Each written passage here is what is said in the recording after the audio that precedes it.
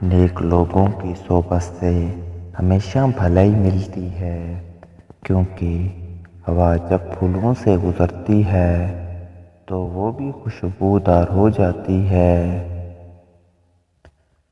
زندگی میں ہمیشہ دو باتیں یاد رکھنا: جب غصہ آئے تب کوئی فیصلہ مت کرنا، جب خوش ہو تب کوئی وعدہ مت کرنا۔ چار چیزوں سے دھویا کرو: زبان کو ذکر سے، آنکھوں کو آنسوؤں سے، گناہوں کو استغفار سے، اور دل کو خوف خدا سے۔ جب ناخن بڑھ جاتے ہیں تو ناخن ہی کاٹ لیے جاتے ہیں، انگلیاں نہیں۔